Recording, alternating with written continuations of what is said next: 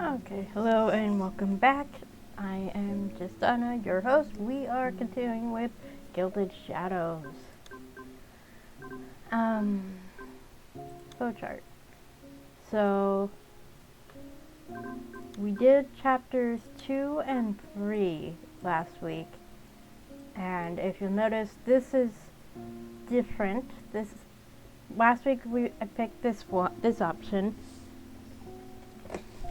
But I wanted to see what happened if you asked who was there, and you actually have a reasonable conversation with the stranger. You can reason with them, but same result either way.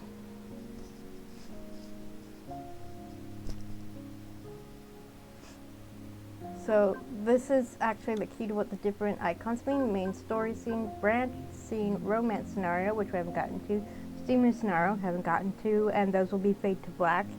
You can pick the option of whether it does that or not. Customization related variations, so that's based on whether you picked confident or cautious, flexible or stubborn, emotional or analytical. Normal choice. Personality lock choice, so that is actually that's based on Your choices there. Bad ending.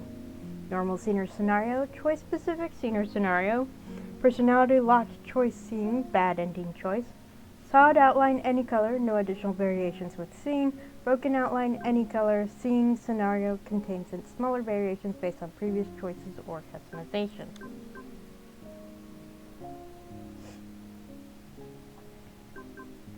So we haven't gotten to chapter 4, that's what we're going for right now. And this chapter is what we'll decide is when you pick your romance option, basically. And then we'll go on to whatever these are. So that's a lot to be playing with.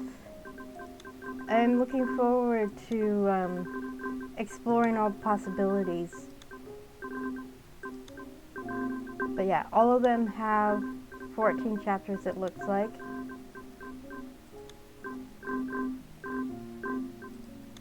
Curious. Interesting. Okay. Now, one thing I wish happened with these extras is that when you hit return, it sends you back to the main page. I wish it would send you back to this page. Especially if you're trying to find out the glossary stuff, which, by the way, I did do when I was trying to figure out the different ranks.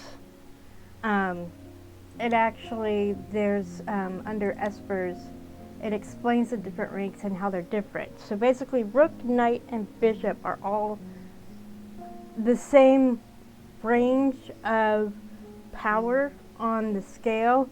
It's just their abilities are different. So what they can do changes depending on which rank they are, and those abilities are actually what determine your rank, whether you're a Rook, Knight, or Bishop. King or Queen are unique. They are the most powerful. And when I looked at the Queen rank as like, okay, Queen ranked Espers usually score somewhere between a 12 and 15 on the EA scale. They are the only Espers to ever register higher than 14.5 on the scale. Like Kings, Queens make up a very, very small percentage of Espers. They are capable of mimicking the psi waves of other people and are considered the strongest Esper rank. Not only are they very powerful telekinetics in their own right, but by mimicking psi, they can copy the abilities of any other Esper they come into contact with, or more generally, simply mimic the skills of a given rank. They can even mimic the psi waves of lower infantry and normal humans passing for normal themselves. This can make them incredibly difficult to detect. So, that explains quite a lot. So, without further ado, let's get started. Chapter 4.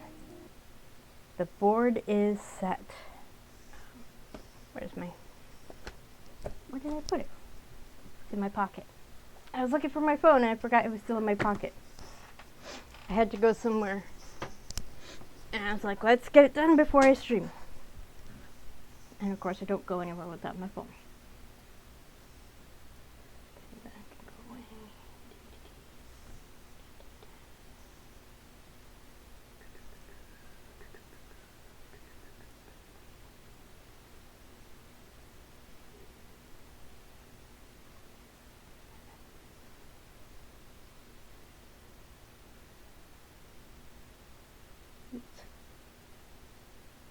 Should have pulled this up beforehand. Whatever.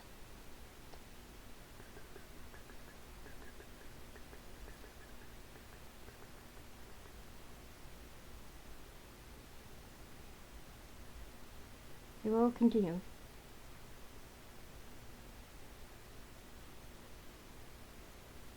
There we go. Okie dokie. Chapter 4, the board is set. Here we go. It was dark. Oh look, her hair's changed. Looks very bedraggled. My net connection was still scrambled from what they had done to it earlier, so I had no way of knowing where I was, what time it was, or anything. I did know that there was a rain event planned for this area, given it had started raining on me at some point. That's about how far my knowledge extended. Yeah, at the very end of chapter 3, she teleported, basically. But she has no idea where she teleported to. It was cold and miserable, but I'd been running in a disoriented haze before the first drops of water hit me. The shower helped wash some of that away, but only some of it. There was still a fog draped over my mind, and it just wouldn't leave. So I ran and ran. My feet splashed through countless puddles. I went through dozens of unfamiliar streets, alleys. Somewhere along the way, I realized my shoes were gone. My toes were freezing, and stinging pain shot up into my calves each time my heels slammed into the ground. Owie. I'd been there. Not fun. It wasn't until much later that it occurred to me to wonder why I was barefoot, though. Even then, I could only assume I must have lost them when I got out of that building from before. It felt like hours alternating between running down deserted streets and cowering in doorways to catch my breath as I shivered in the rain. At first I thought I was in the same sector as before. It was abandoned. There was no blast damage. I just couldn't say for sure. I could have teleported myself a kilometer away from the previous place, or 100 kilometers. I had no way to know. And that had already been hours ago. I hadn't seen anyone else in that entire time, though I'd been on the move for most of it. There might have been people squatting in the empty buildings. In fact, it would be more surprising if they weren't. But I didn't see or hear anyone else. No one human, anyway. At some point through the haze, I felt something beyond the frantic need to get home. A deep, frightened certainty I was being followed. It wasn't the sort of paranoia you could ignore, but a feeling so powerful and raw that it took hold of me and wouldn't let go. It just spurred me to run faster, keep pushing myself until I thought I'd collapse. I'd been crouching behind a garbage receptacle, resting when I first caught sight of it. I only saw it for a second before it vanished again, which told me it definitely had a stealth function of some kind. I had crouched there for what seemed like forever, too paralyzed with fear to chance moving. But eventually the pressing need to get home set me running again with every sense I had on full alert in case it was still nearby. It wasn't long before I had to stop for another break and ducked into a tight corner to hide in the shadows and take a breather. My head hurt so much, throbbing in time to each rapid heartbeat. Each breath felt like broken glass scraping its way through my throat.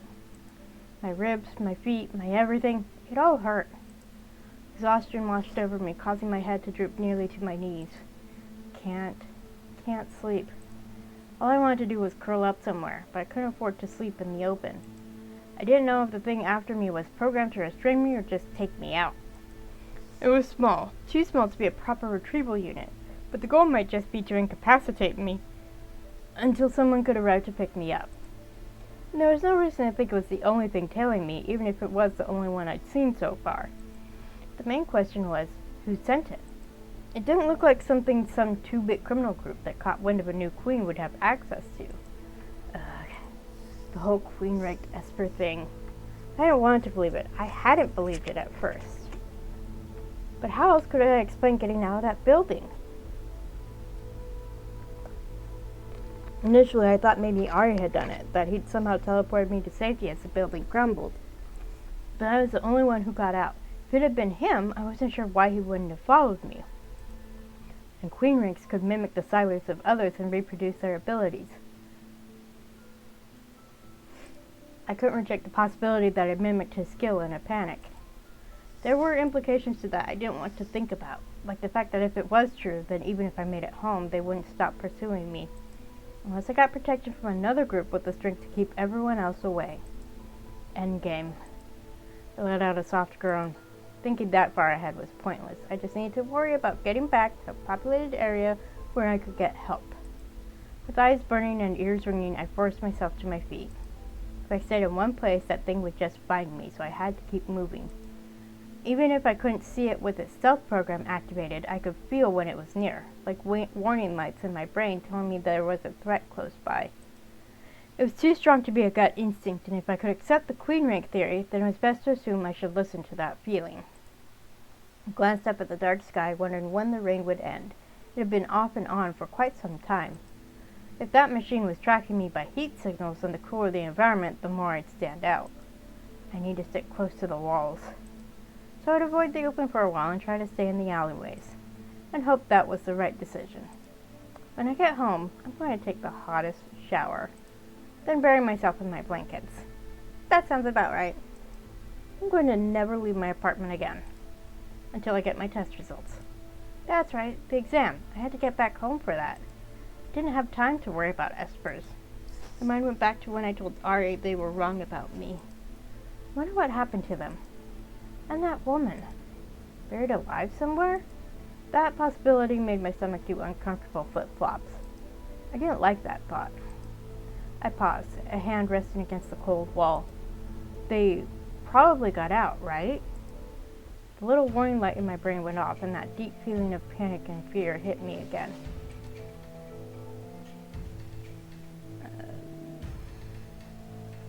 Okay.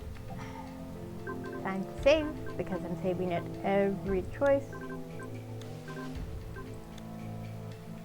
Okay, so both neutral and no reason to pick one over the other. So we're gonna pull out my dice, which I did not use last week.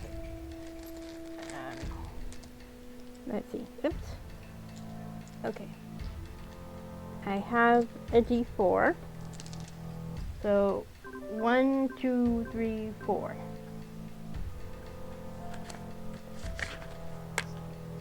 Two. Try to find a place to take shelter.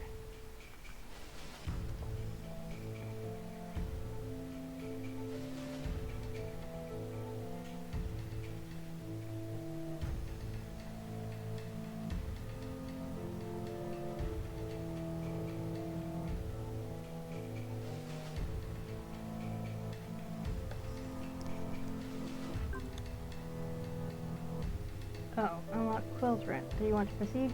Hang on. So, I guess we're taking the other one because, I'm sure Quill is a lovely character, but that's not the character I'm aiming for. Though I'm sure I could probably still get the character that I want if I took the other option. But, we're gonna be careful. So, which choice was that again?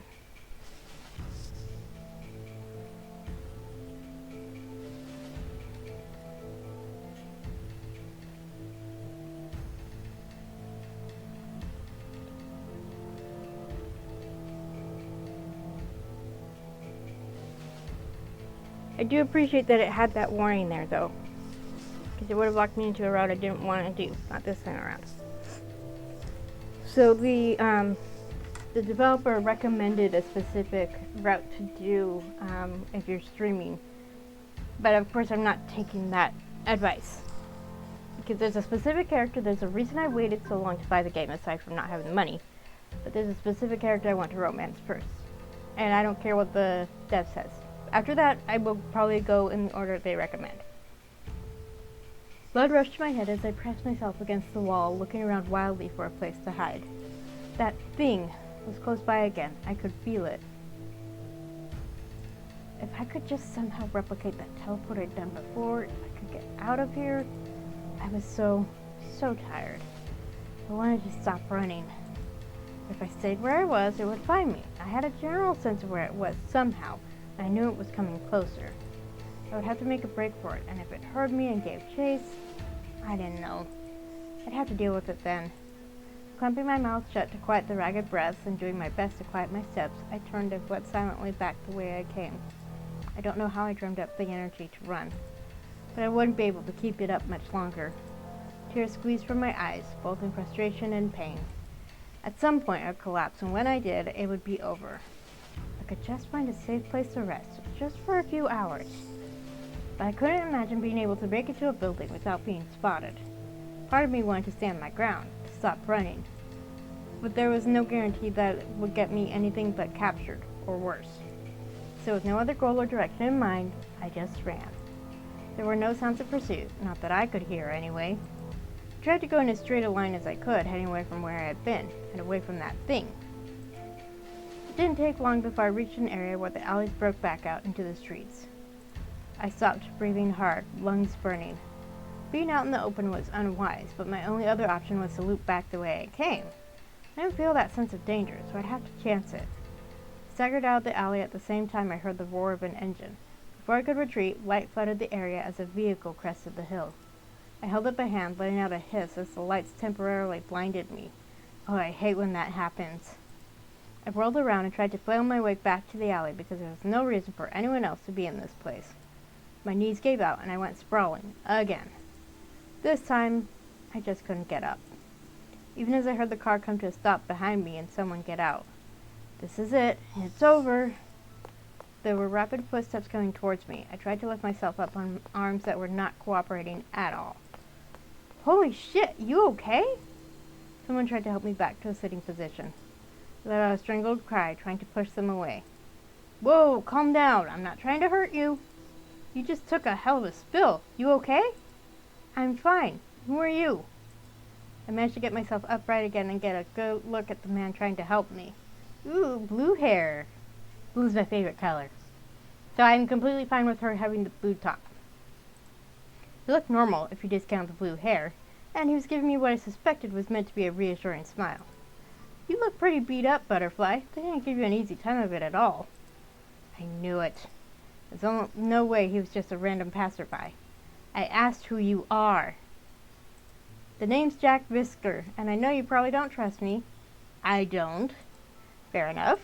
But I hope you realize you're being pursued, and if that thing finds us, it's going to be a pain in the ass. So I'm supposed to believe you're just here to save me, right? Well, it's not like it's a lie. I won't pretend I wasn't here looking for you. But I'm not going to throw you in my car and drive it into a wall like those two idiots from before. So he did see that happen. My eyes narrowed and I let out an angry hiss. How long have you people been watching me? I've only been keeping an eye on you since yesterday, but I don't have nefarious purposes. Please believe me when I say I want to help you. I truly do. He stood up and offered me his hand. We need to get moving. Whether you trust me or not, you don't look like you're in any shape to keep running. What do you say? Okay. Okay. So the traits I picked for her are confident, flexible, and emotional. So we're gonna go with emotional here.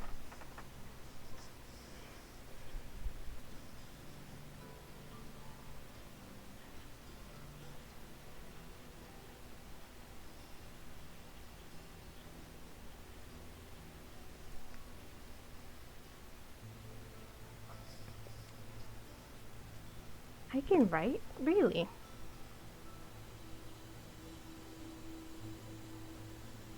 I'm probably not going to do this when I replay it off stream, but this will help me to keep track of what choices I did make, since I do go back and play around with other possibilities. I squinted at him through blurred vision, helpless to deny that he was right. Can I really trust you? I hated how small and distant my voice sounded. I hated having to rely on a complete stranger, one that was sure to have ulterior motives for helping. After all, he outright admitted he was here looking for me. He looked into my eyes for a long moment. I promise you I will never lie to you. That's a big promise. I tried to scoff, but it came out as a cough. But, to be fair, even I just acknowledged that he was upfront about wanting to find me. Maybe that it meant he really was trustworthy. That was a little awkward. Jack must have taken my silence as agreement. He leaned to take my hand and pulled me to my feet. I groaned as pain and dizziness hit me at once and barely got upright before I collapsed against him. I'll assume that means you're going to trust me. I wouldn't go that far. I really, really wanted to be able to trust him, though. Jack helped me to his car, frowning down at me as I sank into the seat and shut my eyes. At least you're honest.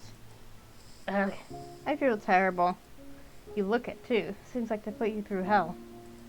And then some. He hopped in the front and slammed the door. For one moment, that panicky sense of danger spiked, and I nearly bolted upright to figure out where that thing was. But then we were speeding away, and the feeling faded as we left the deserted sector behind. I don't know how long we drove. I had been so determined to not let my guard down, but I dozed off pretty fast. That's fair, considering everything she's been through. Even if I was still cold and wet, the car was warm, and Jack didn't make small talk. The hum of the power cell lulled me to sleep, broken up by dreams of gunfire and fractured rainbow light. Rainbow bright?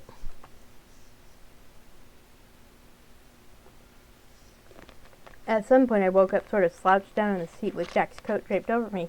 Oh look, her hair isn't all wet and bedraggled anymore. It took a moment to realize where I was, much less remember how I got there. Still groggy, I sat up. The pain in my head had faded to a dull throb at the back of my skull. My eyes were weirdly sore for some reason. I rubbed at them as I squinted at the passing scenery in the windows. We had made it to a habitable area. You awake back there? And look, he's not wearing the jacket. I like these little, this attention to detail. Those, like when Ari's eyes changed to show that he was using his power, and here Jack's not wearing his jacket. And I think there was a moment when we were talking to Rueben that showed that same attention to detail. I'll take that as a sort of. Where are we? My voice was hoarse and my words a little slurred. I felt like I had the worst hangover imaginable. Looks like we're somewhere in Arelli? I let out a soft groan. Yeah, I figured we were pretty far from home, but that was on the very edges of New Albion, practically in Cyrne at this point. I was going to stop somewhere soon, a late-night cafe or something. I struggled to get myself awake when he said that. Why? I'd like us to be able to sit and talk for a bit, face to face. He's a little scarred. I hadn't noticed that. And frankly, you look like you have a pretty bad case of psi fatigue. Probably would be good to get some food in you. A disorder caused by overuse of psi. Psi fatigue is a spectrum that can range from very mild to deadly. Mild symptoms involve headache or visual distortions, elevated heart rate, high blood pressure, and bloody noses. Severe psi fatigue can involve brain damage and be a precursor to fade or even burnout. Young Espers are prone to mild or moderate fatigue before they learn to regulate their psi. Experienced Espers generally only deal with psi fatigue when they have been pushed to overuse their psi. Some rakes, such as bishops and queens, remain more prone to fatigue throughout their lives. Rooks are the least prone to it due to how their psi functions. So rooks have biokinetic abilities that allow for physical enhancement, whereas bishops have strong telekinetics and telekinesis, precognition, and clairvoyance, so that makes sense. And if queens can mimic anything the other sides can do, then that makes sense as well. Besides, I figure a bathroom break is in order. We have a long trip ahead of us. What's psi fatigue? From overuse of psi, you have the classic symptoms. I mean, I reckon you have a headache the size of the tree out right now, mind fog, elevated heart rate. Well, the headache is a little better. Sleep will help a bit, yeah. What if the others find us? We've been driving for 2 hours, taking a slightly roundabout way back. I'm not sure we're still being tracked at this point. Hopefully not. That didn't instill a lot of confidence. I watched buildings and lights slide past, mind sort of vaguely on what my next move would be. Where would we go from here? What would I do? Maybe this would be my chance to separate myself from Jack and strike out on my own. But even if I did, what then? I sighed again, rubbing at my sore eyes. Still can't connect to the net. Yeah, that could be because someone subjected you to a nano-scrambler. Could just be that your psi messed it up. That can happen when your nanosystem isn't equipped to withstand a psi burst like the one you unleashed. I've never seen one of that magnitude. For an untrained Esper to do that, you're lucky you didn't give yourself permanent brain damage. Psi burst. Jack seemed to have spotted a good place to stop because he slowed and turned into the car park of an empty cafe. He came to a stop, then changed his mind and drove around the building to park in the alley behind it. Don't know what it is? No, I know. I just didn't intend to release anything like that. And how did you even know about that? You weren't in that building. I tracked you there and was outside when it collapsed. I saw the distortion trail you left behind when you teleported. That's how I managed to find you later on. Jack hadn't hidden it from me that he'd been looking for me, but it was still unnerving to hear all that. That's fair. How long have you been following me around like this? Let's head inside, Dahlia. I promise I'll explain everything. He opened the door and got out, stretching the kinks out of his back. He is very cute. Of course, that's the whole point. All the love interests are cute in their own way. I followed suit, wincing as soon as my feet hit the ground. My knees felt less than steady, and I grabbed at the car, which wobbled uncertainly under the sudden weight. Watch out! He reached for us both. I instinctively jerked away from him, the air crackling with energy. and every light, horn, and alarm in his two-seater lit up like crazy. I clapped my hands to my ears as Jack fiddled with the controls desperately to shut it off. Stop it! I don't know how! Jack let out a growl of frustration and grabbed my shoulder, squeezing just enough to get my attention. Come on, deep breaths. If you release this much energy, even that asshole Magnus might get a lock on this location. And if he doesn't, the bishops will. Then they really will track us down. Hi, James. So she got away. She managed to teleport away from the others and was running around in the rain. And this guy, Jack, picked her up. So they've just stopped at a late night cafe to have a bit more of a talk. You have to get a hold of yourself. I took several slow, wheezing breaths as I squeezed my eyes shut and tried to not do what I was doing to set the car up. The thing about, and also I talked a bit about the different ranks. The thing about the queen rank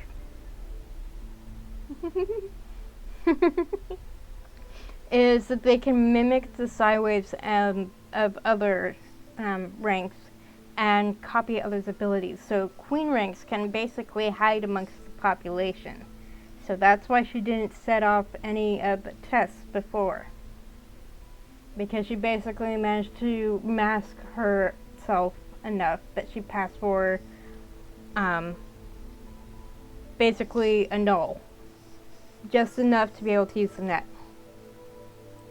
It was hard to relax with the alarms shrieking at us the way they were. Not to mention that the screaming pain in my head was back. But the instruments began to die down one by one. Good job, just keep breathing slowly and focusing on my voice. Easier said than done. But I did my best until finally the noise stopped and I could open my eyes again without feeling like I'd inadvertently blow something up. You okay? Feel really dizzy. I'll bet. Let's get you inside, Butterfly. He wrapped an arm around me, and this time I didn't pull away, if only because I needed the extra support to stay upright. She's basically dealing with a hangover, and she just made it worse by setting off the alarm, everything in his car. The automatic door slid open, and when we stepped into the warm cafe, Jack gave me a half-worried and half-amused glance. So, I've been wondering this for a while now, but where the hell are your shoes? No idea. I think I lost them when I teleported. I lowered my voice even though no one was around. It looked like a place with an actual kitchen in the back. Whatever staff were on shift must have been back there. There weren't any other customers. It's late at night, of course there aren't. Well, false night. Maybe we can do something about them later. I don't have any extras on me, though. Yeah, who thinks to carry around an extra pair of shoes? It's fine. It's not like I'm expecting to have my wardrobe needs taken care of. For now, it was enough that it got me out of that place. Jack navigated us to a table. I sat and tucked my feet out of view. Jack looked around as he took the seat across from me. Cozy. I hugged his jacket close, wishing I could curl up somewhere and sleep for 10 years. What happens now? Are you going to take me home? I knew it was a long shot. He hadn't been watching me all this time just to take me home after finding me. You know if I do that, people will only come for you again. I know. I hugged his jacket closer and shrank into my seat a little. Then, what do you want from me? Well, that's obvious, isn't it? I want you to come with me. Where? Who are you with? He seemed surprised by that phrasing, as if he hadn't expected me to have already divided the people looking for me up into groups. I was going to take you to the court. The court? That... I lowered my voice as someone came out of the kitchen. Curious owner, perhaps. Jack waved that way and called out to him, ordering 2 coffees. I watched the older man nod, then retreat. That cult? Jack's lips curved up into a smirk. They're not a cult. I have no idea how that rumor got started, but they're just a community of Espers living together and keeping each other safe. Living together where? Delphine, and it's really the only place for them. The court, huh? I'd never heard a single complimentary thing about them. The concept of them as an innocent community of Espers didn't feel right. So you're with them? It's not completely correct to say I'm with them. It's not like it's an organization. It's just a group of people trying to keep from being noticed. He'd said he wouldn't lie to me, but I didn't know if I could believe that. If that's the case, then how did you find out about me? There's a man back at the court who's adept at sensing other Espers. He became aware of you a few days ago. And he just sent you to get me out of the kindness of his heart? We knew that other people would seek you out. Endgame, Noir, the host. Noir, that mafia group in Delphine? They're pretty well known for their experiments on Espers. The human experimentation is banned, including when it comes to Esper genome research. Because the mafia has a great deal of respect for the law, right? Yeah, as if they would let such a pesky thing as law stop them. That's horrible. I know this may come as a shock to you, but even your own government doesn't respect those kinds of bans. There are more than a few rumors about the work the Triad is doing in that regard as well. Those people looking for you do not have your best interests at heart, I guarantee that. But you and the court do? Why? Because we're the same. The court is made up of people sick of being part of this chess game between the government and everyone else. They just want to live, freely. I studied him wordlessly. I was nowhere near adept enough with any sort of psi abilities to peek inside his mind to see anything more than he wanted to reveal. Assuming that was a thing Espers could do.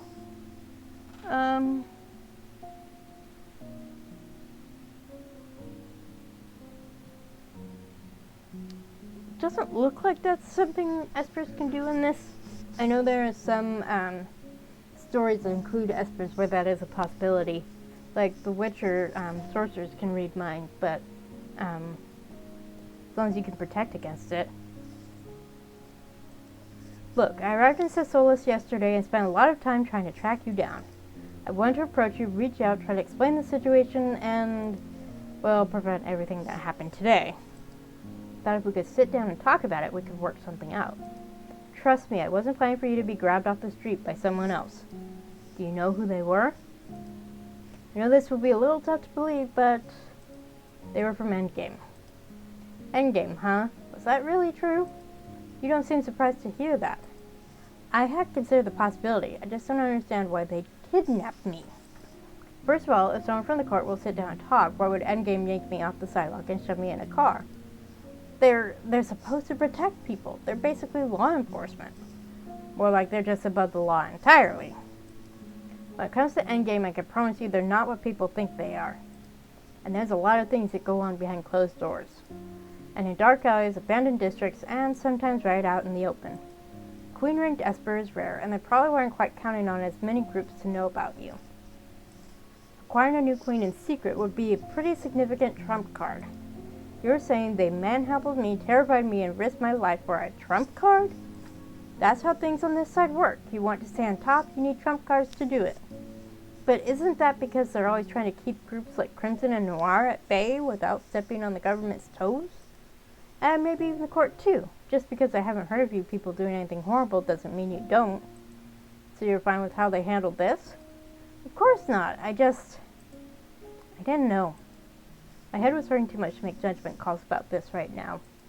I know it's a lot to take in, and you'll have to forgive me. Endgame may be heroes to people on this side of the world, but where I'm from, they're just part of the problem. Yes, we are a wizard. A powerful wizard at that.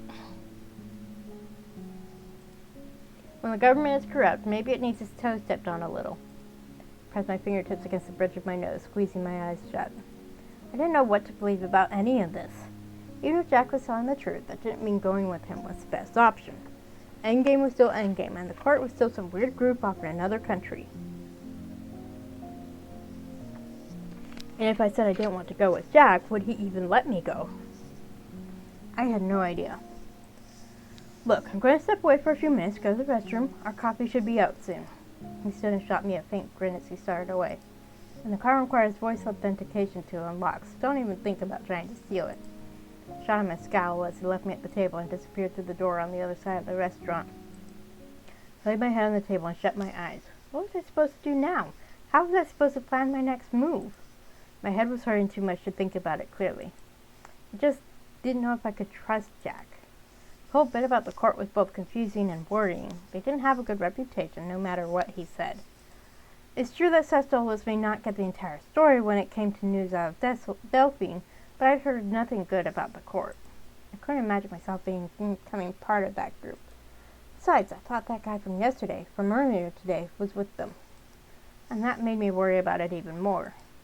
Jack seemed level-headed, but could I really trust that he wasn't lying to me? As far as I knew, he wasn't from the court at all. He could be with any group. It would be stupid to believe him just because he'd helped me one time.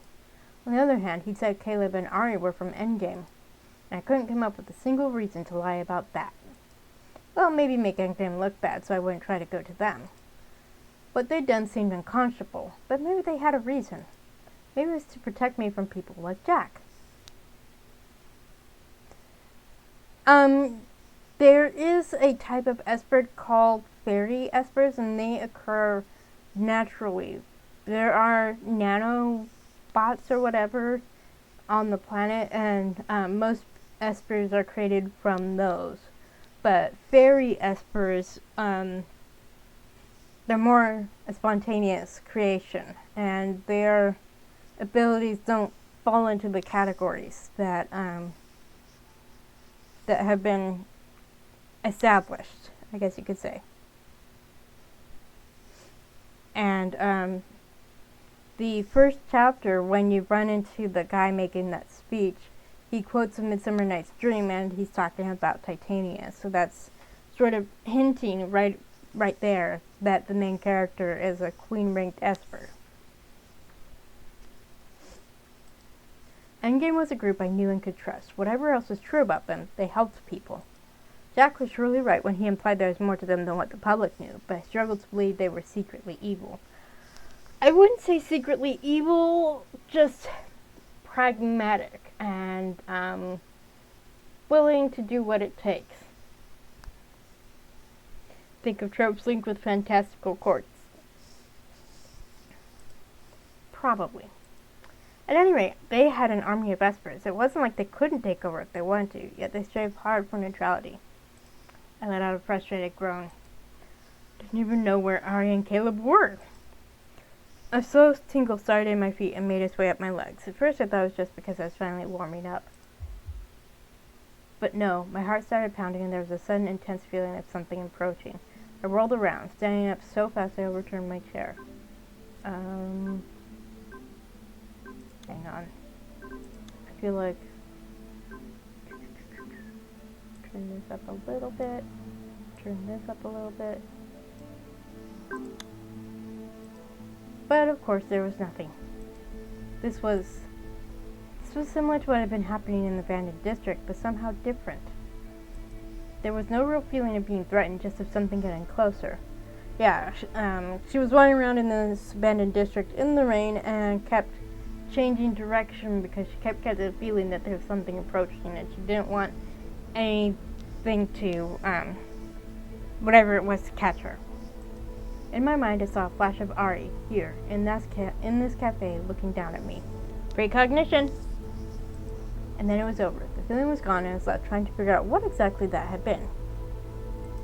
I rubbed my throbbing head again. It felt like a dam had burst open inside me. I never used to be able to do this kind of thing. Because you didn't want to admit that it was possible.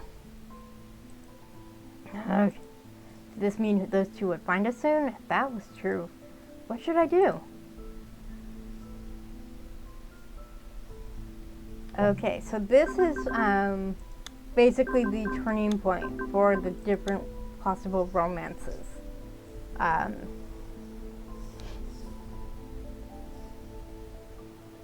So to get the romance I'm aiming for, I have to pick this one.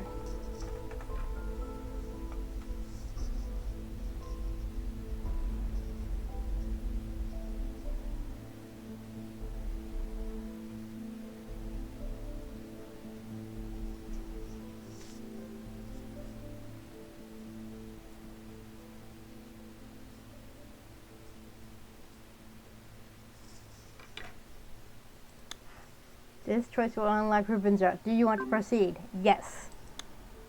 My options were limited. At least my realistic options were limited. Didn't want to be in the middle of something between Endgame and the court, assuming Jack hadn't been telling the truth. And that was something I couldn't be sure of. I chewed my lip, anxiety washing over me as I considered my options. But now I was back in a populated area. I wasn't limited to going with Jack or waiting for someone else to show up for me. No, there aren't really Arrow Ace friendship route options.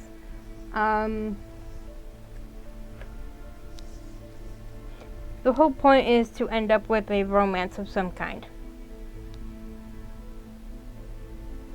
The closest is you get sweet endings as opposed to passionate endings, but there's still a romantic ending of some kind.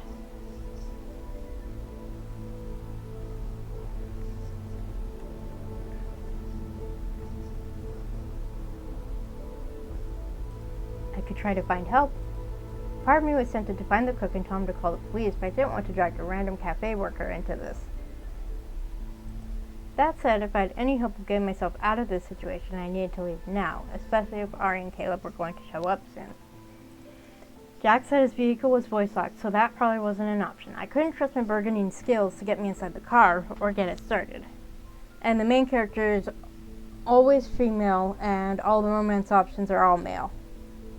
So, even if you wanted to go queer in that respect, you can't with this game. But I knew that going into this. I'd have to set out on foot first. As awful as I felt, if I could separate myself from Jack, I'd probably be able to find somewhere else I could get help. Surely there was a PSD terminal somewhere nearby. Taking a deep breath, I stood, taking only a moment to steady myself before I left the table and apprehensively made my way towards the bathrooms. Didn't want to leave out the front, so I needed to find another way out. With luck, there's a back entrance that wouldn't take me through the kitchen. That seemed too conspicuous. I was relieved to spot an exit near the alcove with the restrooms. Casting a worried look over my shoulder, I stole past the doors, hoping Jack didn't emerge.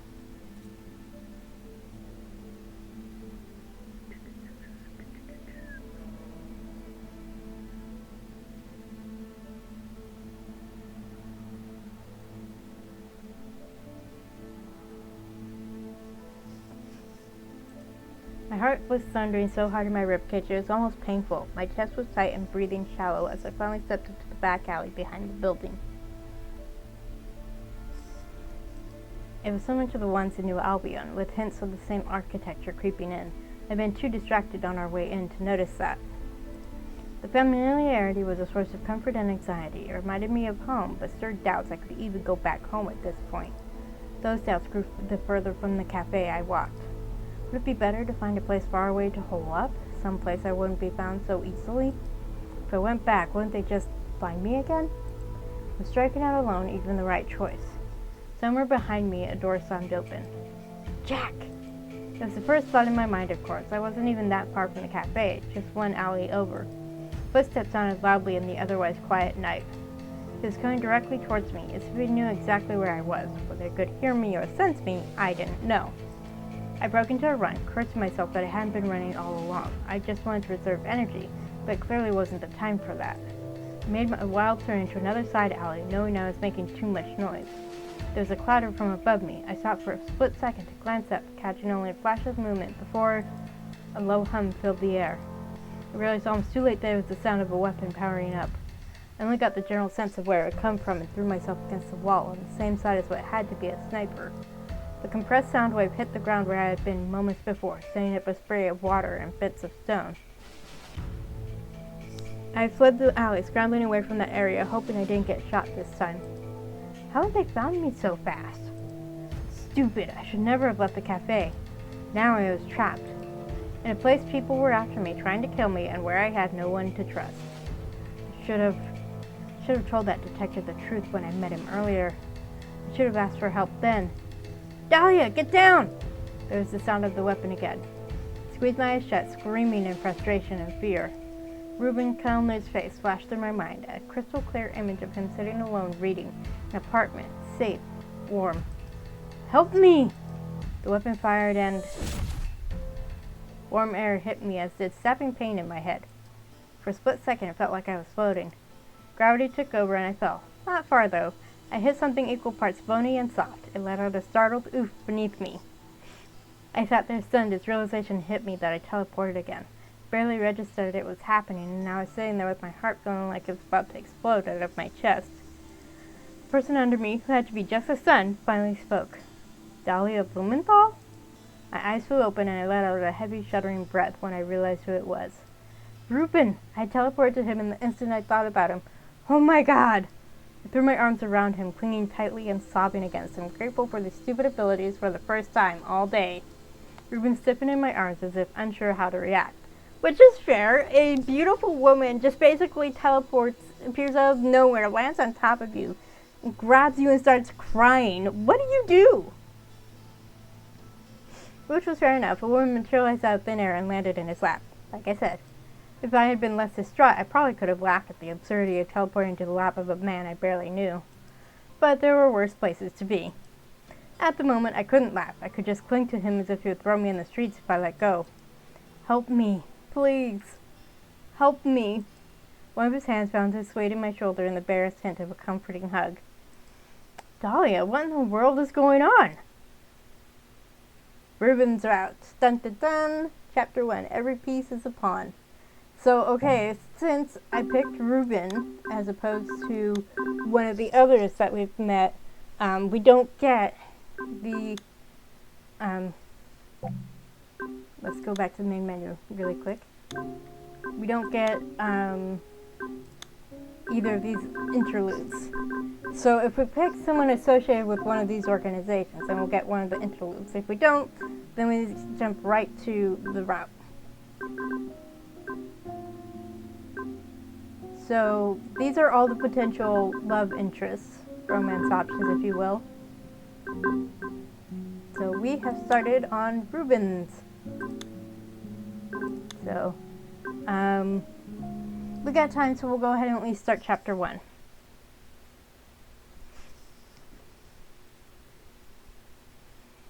Every piece is a pawn. Just take your time. Don't push yourself. I was still shaking as Ruben wrapped a thick, fuzzy throw around my shoulders, and he retreated to the kitchen to put water on for tea. Or maybe coffee. I was curled into a ball, trying to ignore that Ruben was watching me between preparing the kettle.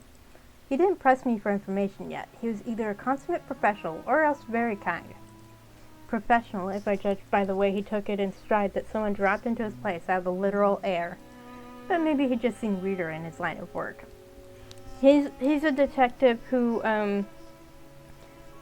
he's basically a specialty detective, and their focus ends up being on cases that might potentially include Espers.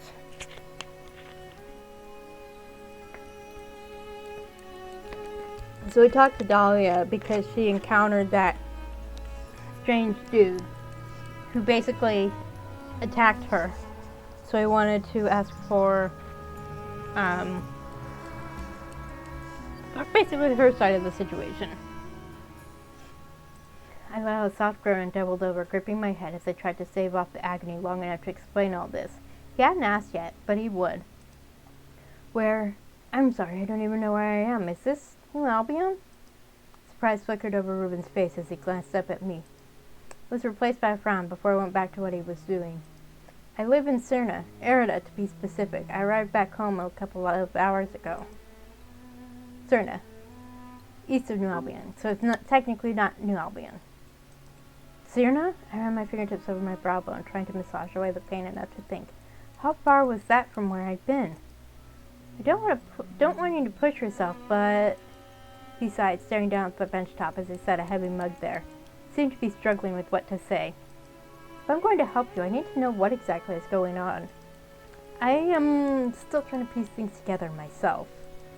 Everything's a blur, but I think I'm in a lot of trouble. Tears sprang to my eyes and I buried my face in my hands again. My chest tightened. No matter how much I attempted to not fall apart, I kept teetering on the brink of complete emotional collapse. Let yourself fall apart. Let it out. Then you can put yourself back together. Don't just try to keep it together. The pain wasn't helping either. How did I explain this? I gulped air past the burning sensation in my chest, still feeling like it wasn't enough. Just hold on a little longer. Ruben abandoned what he was doing and came to join me again when I failed to continue. I felt his weight on the sofa before a hesitant hand passed over my back. You're all right. Whatever else is true, you're safe now. Just focus on breathing. Thank you.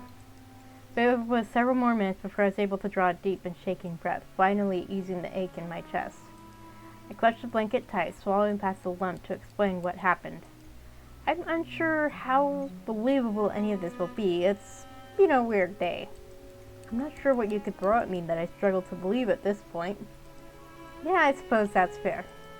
It started after you and I had brunch, when I was on my way home. I swiped a palm across my eyes as I spoke. As absurd as it sounds, two men showed up out of nowhere and grabbed me. One was the same man I met in the alley the day before. That Brooke? No, the one who called himself Ari, the one that helped me. He was with another man he called Caleb. They forced me into a car and started driving, saying there were people chasing us. Who was chasing you? I'm not sure. They seemed tense, not really frantic, but none of it seemed like an act. I let out a hollow laugh, realizing how unrealistic all this sounded. I can't say for sure what happened to the car we were in after that.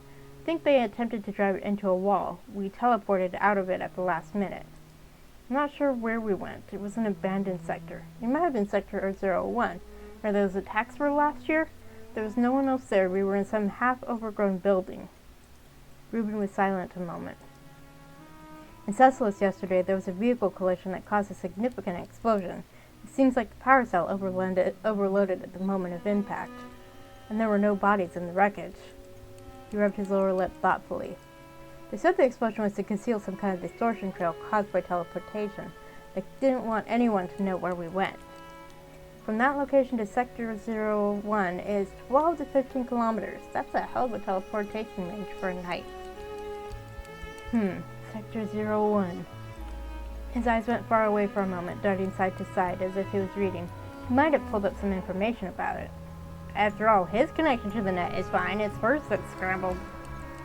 There was a report about some kind of disturbance in that sector of Cecilus as well.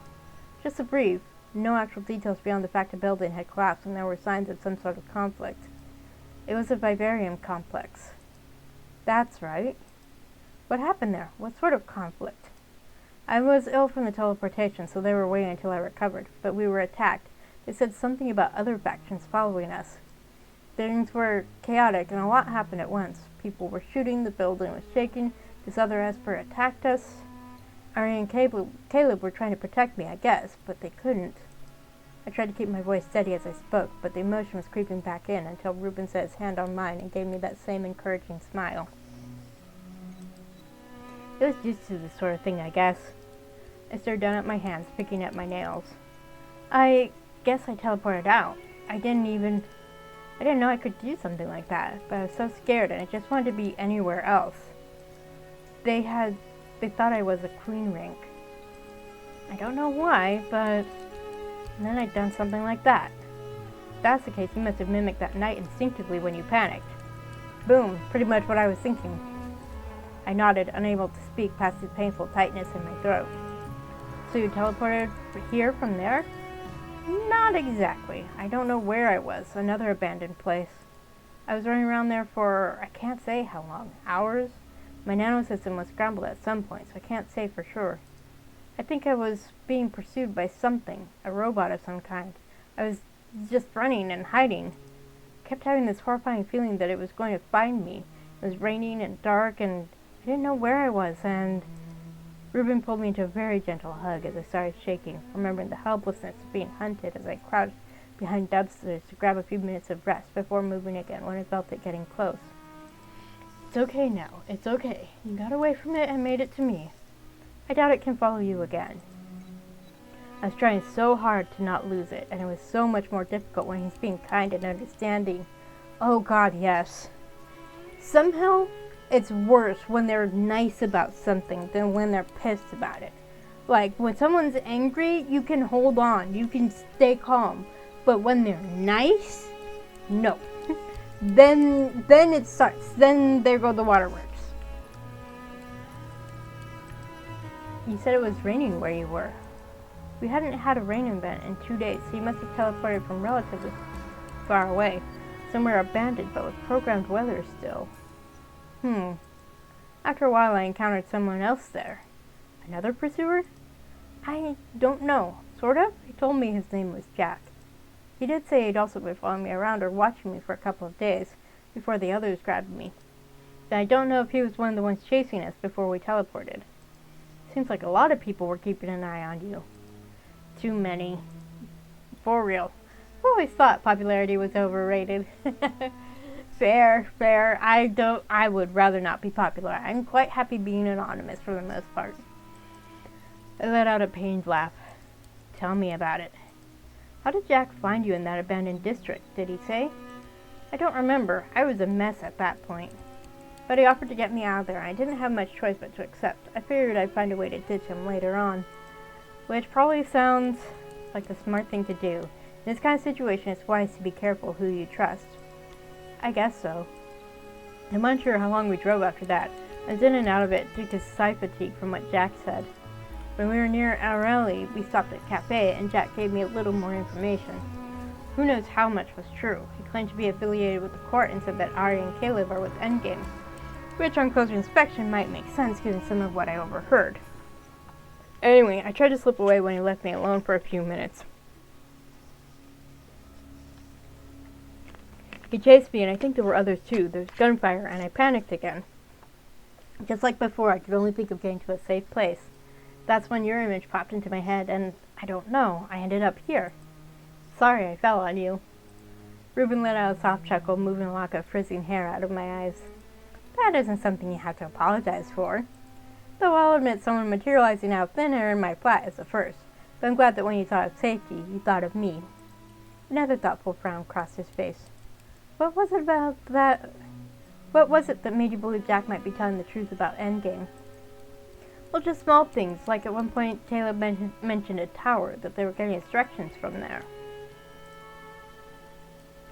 Core Solaris, the headquarters of Endgame, it is a massive complex located in neutral territory between New Albion and Cyrna. Core Solaris lies at the center of a domed city called Braysville. It is not just a single tower, but a sprawling complex where the members of Endgame live, train, and work. A large tower dominates the skyline of Braysville, and is the largest complex in the city, with much of the population living there or working there. Ruben's expression went dark, his brows drawing together as a displeased look crossed his face. They did seem very professional, like they're used to high-stress situations and combat. Most of what I picked up was from their interactions with each other, like my being a queen. I didn't believe them at first, but I guess it must be true. Somehow a broken laugh escaped through the exhaustion, pain, and overwhelming despair. I've never done anything like teleporting or high-level telekinesis. Never. But you were at least aware you were an Esper, yeah? His voice was very soft when he said that. Soft, but certain. I remember mentioning it when we spoke, but I knew. I'm sorry I hid it. Hey, no, don't be sorry. Dahlia, that wasn't an accusation. I'm sorry if it sounded that way. Oh, be still, my heart. There's a reason I picked him. Drew me close again, stroking my shoulder as I let out another pathetic little sob. I'm sorry, I shouldn't have said it like that. It doesn't matter if you're an Esper or not. You don't deserve to be apprehended off the street like that. No one deserves it. I don't want them to find me again, Rueben. I don't even know what's happening anymore. They could be tracking me, and you might be in danger, and I dragged you into... Whoa, hey, don't worry about me. Rueben took me carefully by the shoulders and pulled away so he could look me in the eye. Yes, definitely laying low is the best option. Dahlia, my job is protecting civilians, and sometimes that's dangerous. But, listen, I'm more worried about you. You look like hell. No offense.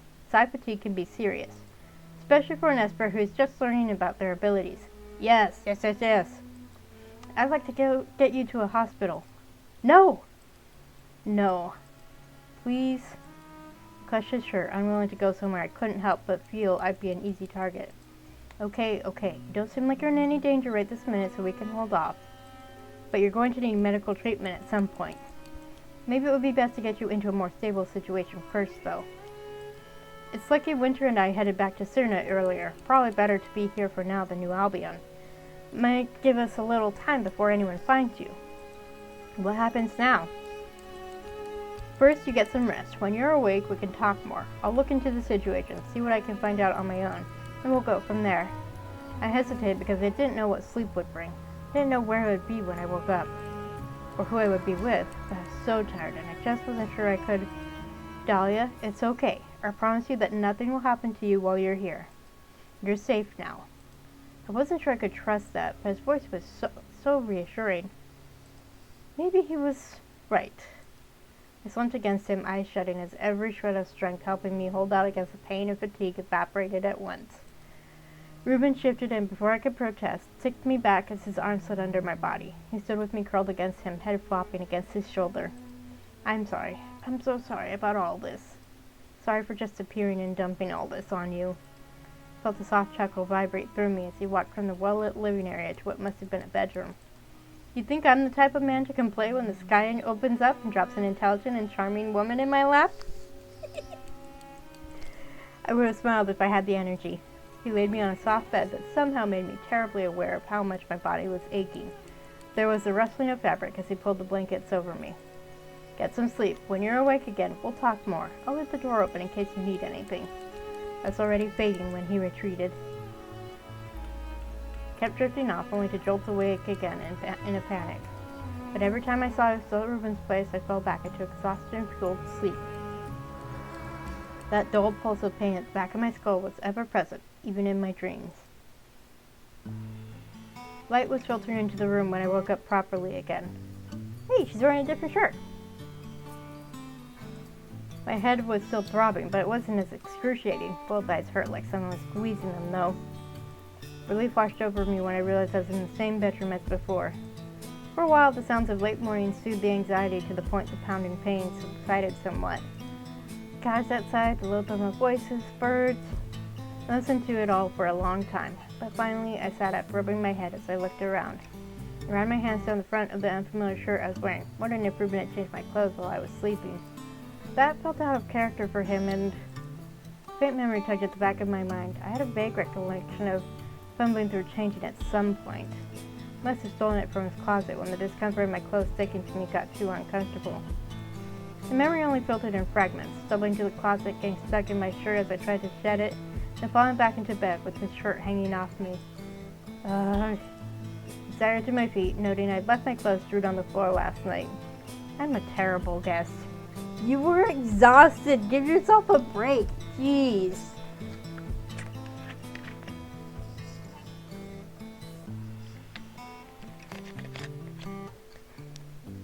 I will get those in a moment, but I wanted an update on my situation first. Like a zombie, I shambled to the bedroom door, pausing to rest against the frame before wandering down the hall. Past another bedroom, a bathroom, and a home office on my way to the living area where I heard Ruben's voice. Did he sleep at all? Ruben was in the kitchen, leaning against a bench and talking to someone as he sipped from a mug of what I assumed was coffee. The scent of it still lingered in the air. Our eyes met and his voice trailed off as he stared. I bet I look horrible. No dear, he is not staring because you look horrible. Nope. I was still dirty, my hair was a tangled mess, and all that crying probably left my face puffy. What? Oh, yes, sorry, Winter, I'll call you back. She's awake. Right, yes, we'll talk later. And then he was driving across the room towards me. Dahlia, are you okay? Yes, I think I borrowed your shirt. I think I was uncomfortable at some point. Sorry, I barely remember. No, it's not a problem. I should have found you something dry to wear before you went to sleep. I just assumed you might be too tired. That's my fault. Oh, they're both blaming themselves. I love it. How are you feeling? Like someone dropped a building on me, honestly. That's fair, I suppose. What's the situation right now? Did you get up just to check on that? Yes, but I've been awake for a little while anyway. The situation is stable and you're not going anywhere for the time being, so you don't need to get up yet. Once my body decides it's time to get up, I don't have much choice but to do it. Yes, I'm the same way. Though, generally for me, it's my brain. Once I'm awake, my brain starts working away and I can't get it to stop. So I don't have a choice. I'd just be tossing and turning. He gave me a regretful smile, then drained his mug and returned to the kitchen to rinse it. That is such a new Albionian thing to say. I swear, no one I've met from that place knows how to just rest. It's a very productivity-oriented society. Since you're up, maybe you'd like to clean up a little then? You might feel better after a shower. He went to the sofa and picked up 2 small shopping bags, holding them out. I took them, brain struggling to keep up. What's this? Winter, you remember him, I assume? He picked these up for you earlier. I figured you'd need something clean to wear. Your clothes were in pretty sorry shape, so even if we give them a wash, they may be beyond help. And anything of mine is going to be too big. Thank you. I'd have to ask how much they spent so I could pay them back later, but first, I hesitated and looked up at him. His eyes were fixed off to the side, and I assumed he might be talking to someone or checking something. He noticed me watching him right away, eyebrows going up expectantly. Can I ask what stable means? It means no one's coming here to find you for now. I'm not sure if Endgame has worked out your location, but they most definitely know you're currently being sheltered by the TPPS, Triad Protected Persons Service. My eyes went wide. I hadn't expected that, though I wasn't sure what I had expected. You've been granted temporary emergency protection, but it can be extended once we get some information and documentation from you. I took a slow breath, trying to wrap my mind around that. It made sense, it was a lot. Rueben set a hand on my shoulder, giving it a gentle squeeze. Why don't you go shower first? In the meantime, I'll make you something to eat. Then I'll catch you up on the full scope of what's been happening in the last few hours. How does that sound? I nodded hesitantly, one hand to my forehead. Are you going to be okay? Yes, I really am feeling a lot better. I still have a headache, though. Well, there was more to it than that. The dizziness, nausea, but it was better. I felt at least half human now. Given everything she did in a short amount of time, she's lucky it's not worse. The side fatigue worries me, but if you're feeling better, then we can take care of it later. I nodded again, still feeling a little numb. I think I'll try a shower for now. There are towels and everything in there. You can call me if you need anything else. Thank you. No need, but you're welcome. Brushed the bags to my chest and made my way to the bathroom, feeling like he was watching me until I disappeared down the hall. Like he was afraid I'd collapse at any moment. That's a fair worry to have considering everything you've been through. A shower was definitely what I needed. Oh, that looks cool. That's a nice shower. But I could do without the glass being so see-through. Wish it was more frosted. The hot water and steam were amazing. Letting the water drum down on my head and the back of my neck reduced the pain to a dull knot at the base of my skull. The sluggishness didn't fully relent, and the nausea remained biting and uncomfortable. Both were better than yesterday, though. I couldn't say how much was side fatigue and how much was tension and everything else. The head pain had been the most pressing problem for a while, but my entire body ached from all the running and being thrown around. My feet were bruised and cut up. My hands, arms, back. I was a mess. Ugh, it really was a terrible day. But it all faded to a dreamlike memory behind the warm steam and airy smell of whatever soap Rueben used. I could almost believe it was just that if I shut my eyes and imagined myself back at my own place. Almost. But as comforting as it was to huddle in the soothing steam, I couldn't stay forever. I finally shut the water off and stepped out of the shower, grabbing a towel to wrap myself in. Now that it felt like the world wasn't crashing down, I could contemplate what I needed to do next.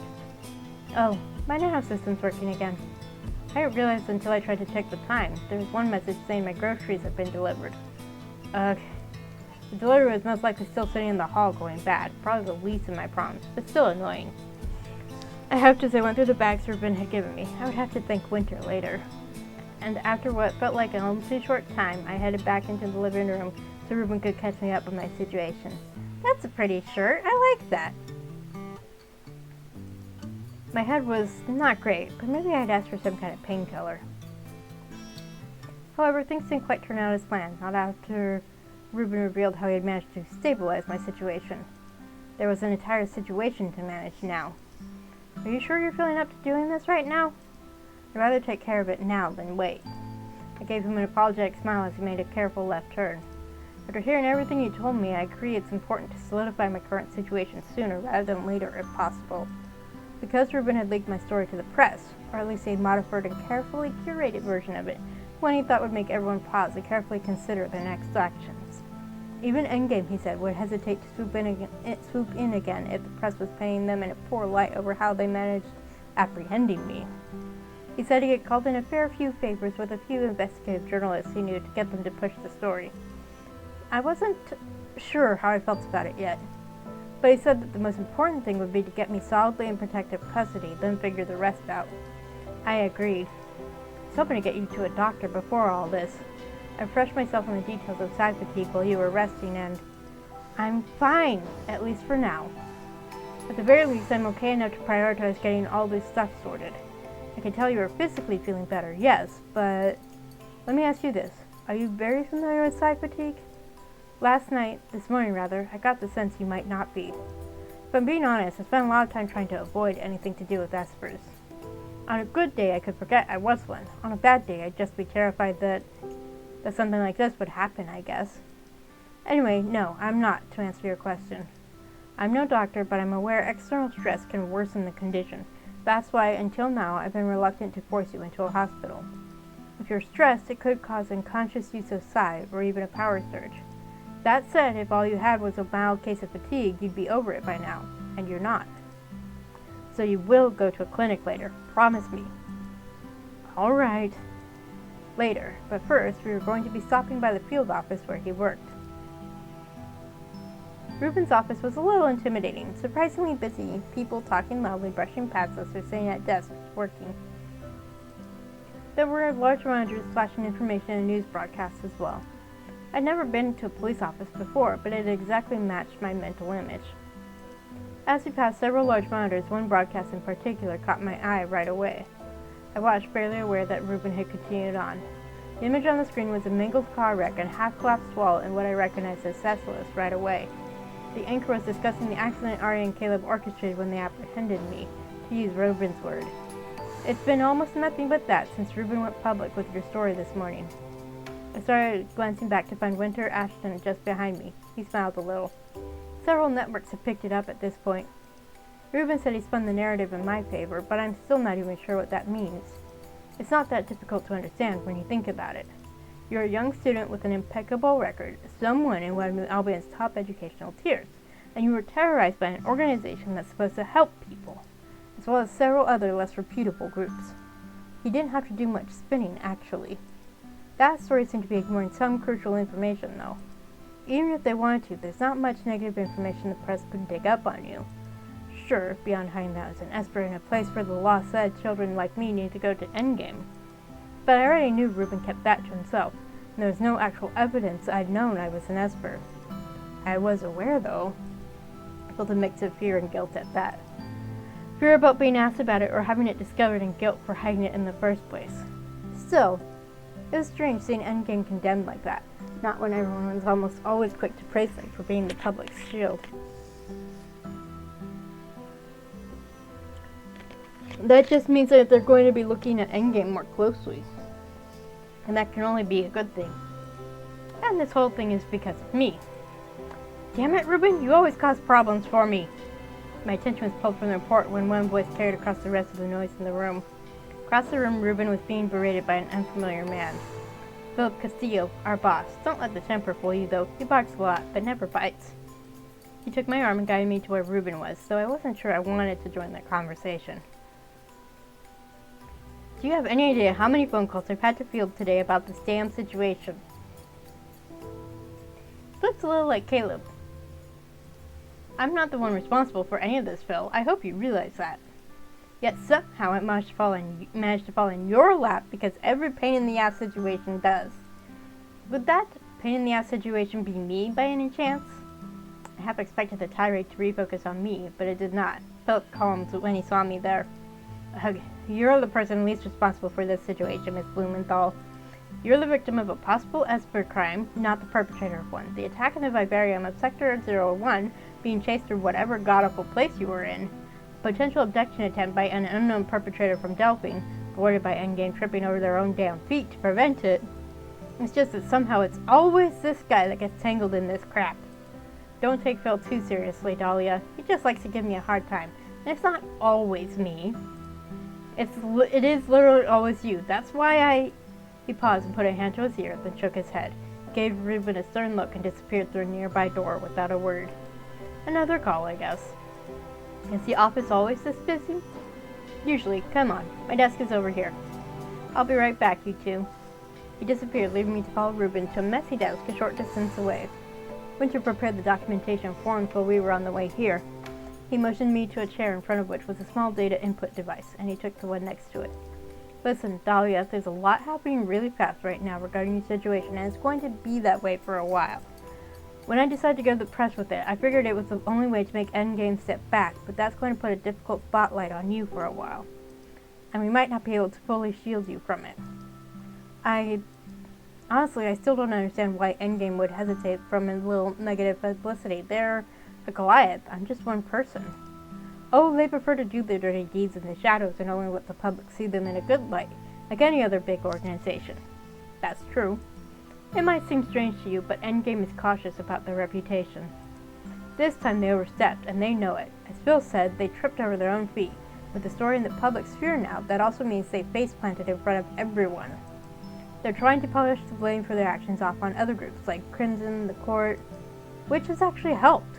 Their brief explanations to the powers that be, at least from what I've heard, suggest they acted with your safety in mind. And everyone else's, of course. Of course, acting with everyone's safety in mind usually involves street-side abductions and driving a car into a wall at high speeds. A street-side collection. I'm not a rubbish bin. I like that. Of course not. Look, they're going to argue they were taking you into custody in the only way possible. That doesn't mean everyone will buy it. You may not realize this because everyone plays nice out in the open, but plenty of people would love to knock Endgame from their pedestal just once.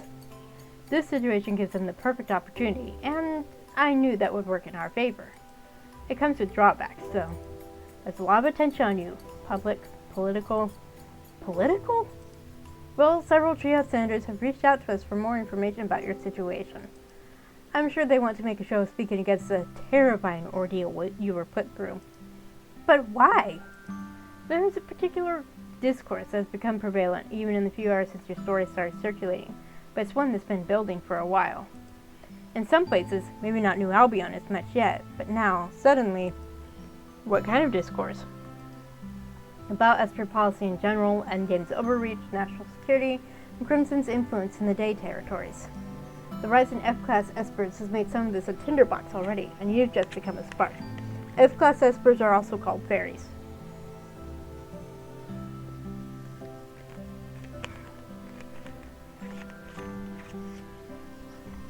I must have looked as concerned as I felt when he said that. I'm sorry, Dahlia. It was the only way I could come up with to avoid being crushed by Endgame. This way, the weight of public opinion acts as your shield to a degree. Ooh. Good. Okay. Obviously saving, because I save at every choice. Okay. So both of these are potential options. Obviously it's based on which character traits you picked. Since I picked confidence and cautious, I can't pick that middle one. Where did my pencil go? There it is. But I'm following a guide to make sure I get a good ending. Just because. Maybe I'll try other stuff. I wonder.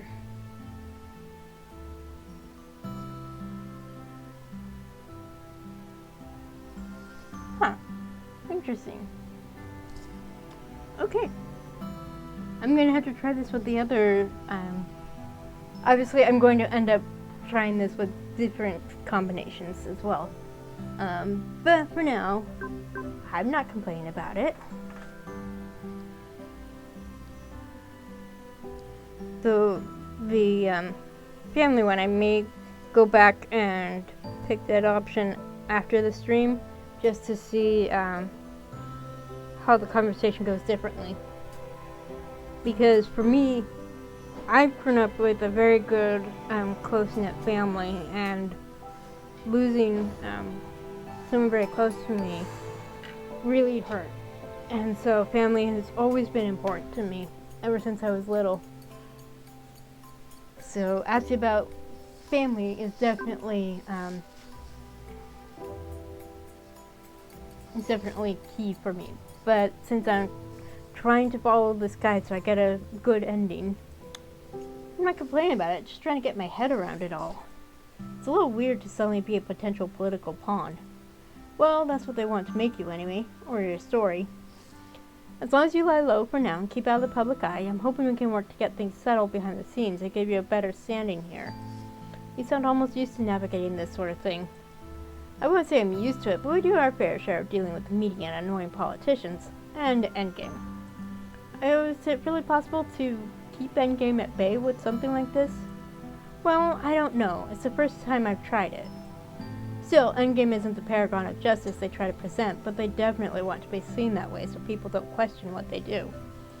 They operate above the law purely based on their actions being for the public good. Anything that highlights how much public harm they're doing tends to send them running for core Solaris.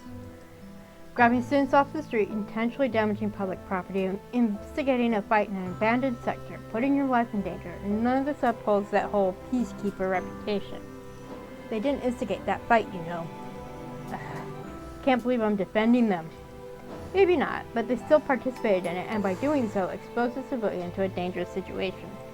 It makes it look like they were less interested in public safety and more interested in grabbing a new clean rink before anyone else. True. They could argue they were keeping a potentially dangerous Esper off the street, can't they? They might try that, but it's hard to paint you as dangerous. Besides, there are some other complexities in the law that work in your favor here. All they have is the claim that you were in danger, and that, because of it, others were also in danger. But it raises questions of why they're so focused on you instead of the source of the danger. Especially considering they're trying to suggest that danger involved organized crime groups on the night side. It seemed like a lot of intense political maneuvering was happening, and it made my head hurt thinking about it. Rueben, I know this is a change of subject, but what about my parents? If they've seen these reports and stories, they're probably panicking. I haven't heard from them, and that worries me. Your folks are fine. I spoke to them this morning. When? Before the story broke. I figured they wouldn't want to see it on the news first, and I also thought it might be best to hold off contacting them for now. Thank you so much for taking the time to do that. I still had so many questions, but I couldn't begin to work out how to frame any of them, especially with my head pounding again. I picked up the data pad with the forms I needed to complete. What happens after I fill these out? Your position as a protected person is extended, and TPPS will assist in getting you settled here in Sirna. That could look like temporary housing for a while. You'll be assigned a protective agent as well, at least for now. A bodyguard, basically? I'm going to have to move here? I imagine that will be the recommendation, yes. I imagine there are a few levels of protection, and I can't say for sure which one you'll be placed in. Your case is unusual in several regards. But I imagine it's in your interest to avoid going back to New Albion for the time being. Groups like Endgame, Crimson, or Noir get the most public attention, but they're not the only threat for lone Espers. Oh, right. An organized crime syndicate located in Delphi, which is where the court is based. Under normal circumstances, we'd probably put you in touch with a group like Community Side, but your case is well beyond what they can handle. But until we can figure out who was behind that attack in Sector 01, our protective services are going to want you well away from New Albion. Endgame overreaches a lot, and how they approached you was a textbook example. However, I am inclined to believe they took that risk because they felt they had to, and that makes me nervous. So you don't think their statement to the powers that be is a lie? Not completely, no. That doesn't mean I think they're sharing everything. They never do. But I don't expect they'd go to that extreme under normal circumstances. Well, that was terrifying. I'm so glad they referenced her parents, that she asked about them. She has a brother, and I don't know if she has any other siblings. But she's mentioned a brother, and because of her brother, he's in some sort of law enforcement agency. I forget exactly what. She knows self-defense, but it went completely out the window when she was actually in the middle of a terrifying situation. Which is fair. Even with all that in mind, I don't imagine you'll be placed under our highest level of protection. I imagine you'll be placed in level 2, which means relocation and a bodyguard. Yes. I know it's a lot, but it could benefit you. Sirna's policies for Espers are more lax than New Albion, and since it's still in the triad, we can rush your permanent residence and maybe even citizenship. Okay, thanks for stopping by, James. Have fun.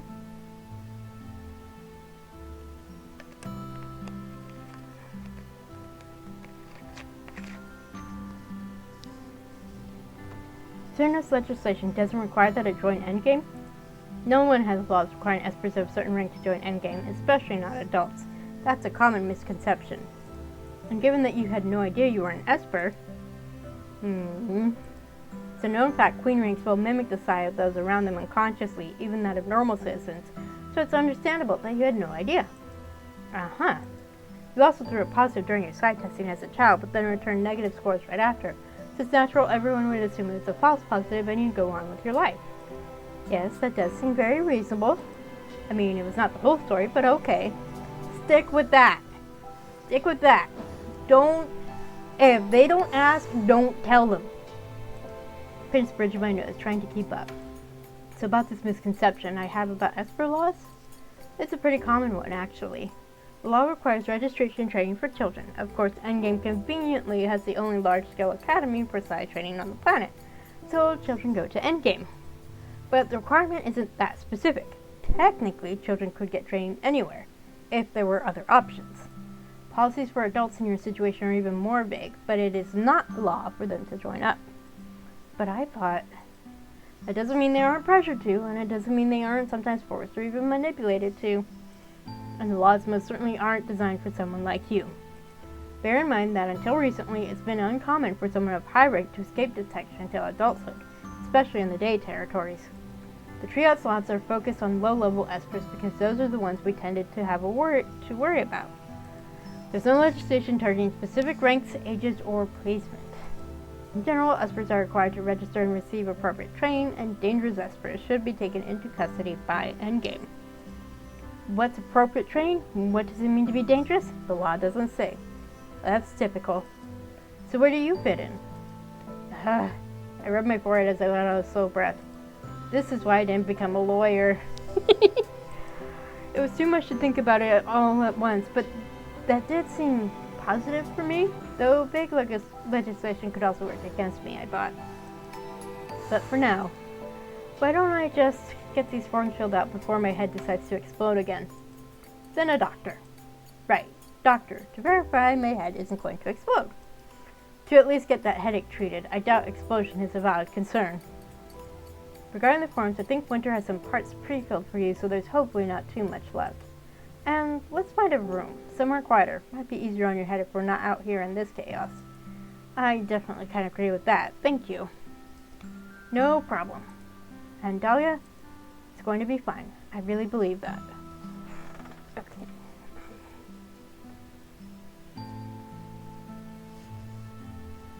Just clarifying my notes to myself so I don't get confused.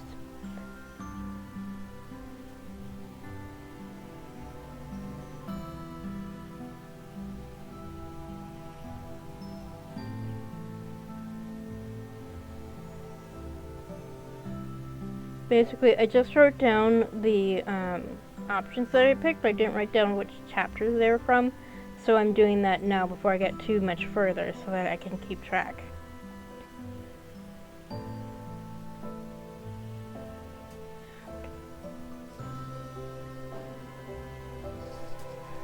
It's going to be fine, I really believe that. Okay, I already said that. Whoops. I wasn't sure I did, but I would try.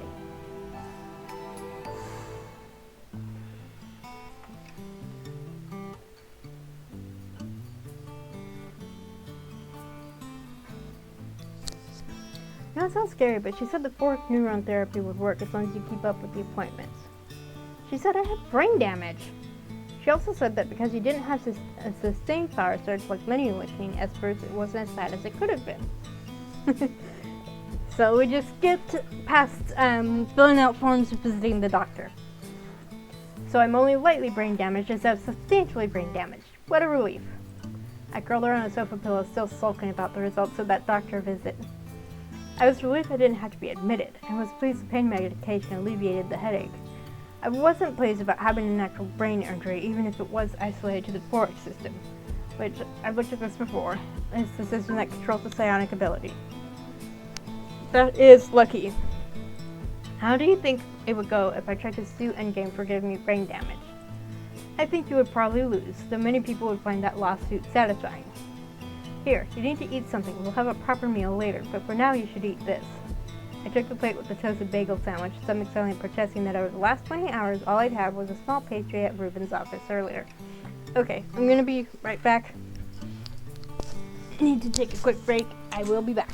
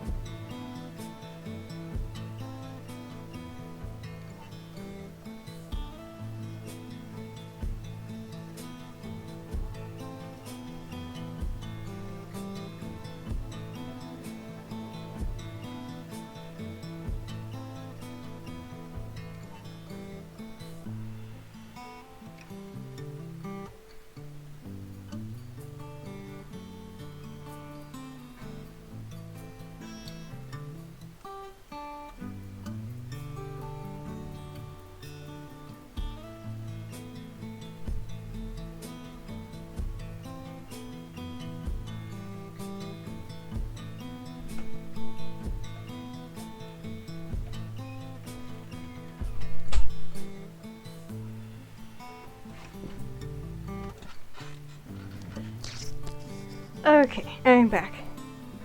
I've been drinking a lot, so it was going through my system.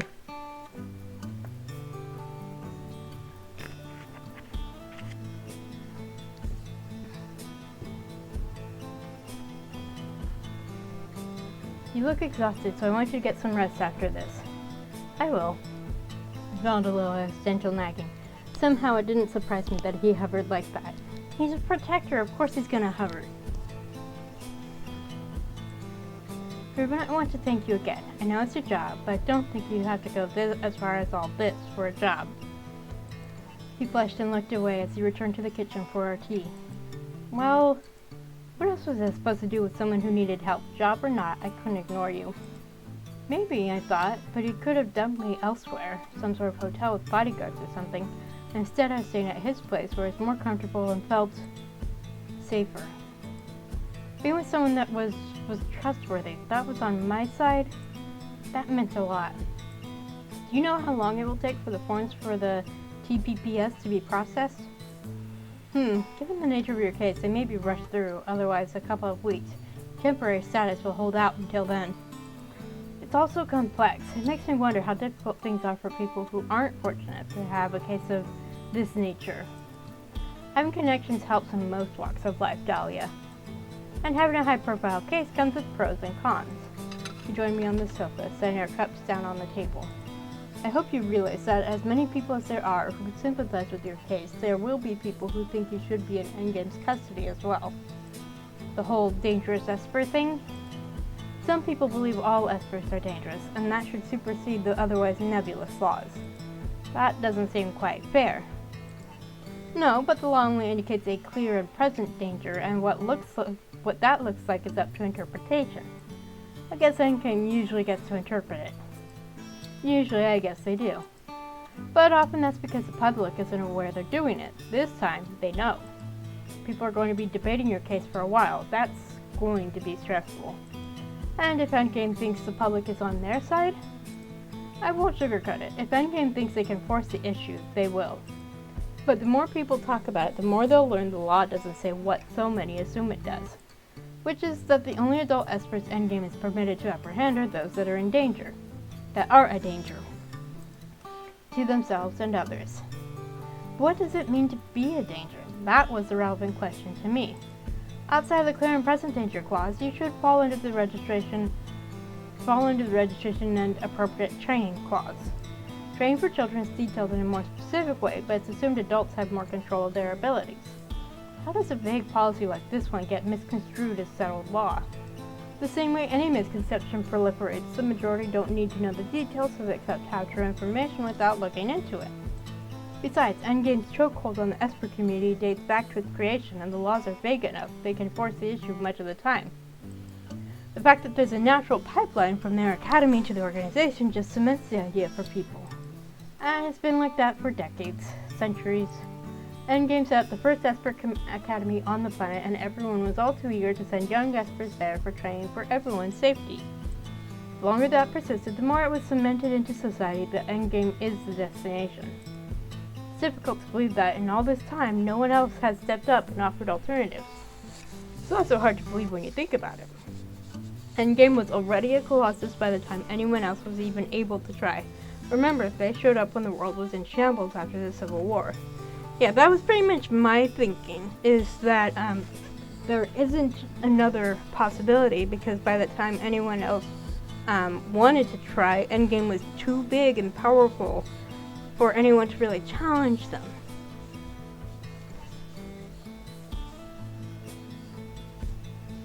And so then you get this situation.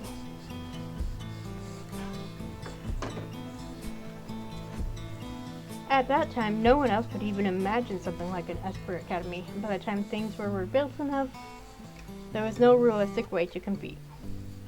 No one will ever be as good as they are, and when you're a parent with a child who's in desperate need of help, you don't question who's helping them. The danger of other factions looking for Espers is another component too.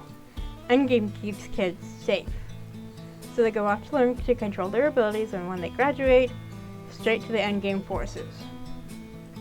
And for adults like me, for a long time there were no adults like you, not on this side of the planet, not in significant numbers. We got the identification of N-class Espers down to a science, but the fairy phenomenon is changing that. More and more people like you are surfacing. I paused for a moment and gave him a long look. You suspect I'm an F-class? All things considered, yeah, probably. I mean, queen rings are difficult to detect anyway, and if you're F-class on top of that, I stared down at my half-empty plate, mulling that over. Trent suggested that once too. Trent? Oh, my ex-boyfriend. He was studying Esper, so I picked up a few things from him, here and there. He was the only other person who knew. Several hundred years of world history wasn't going to change all at once, not even with a small spark to light up public discourse.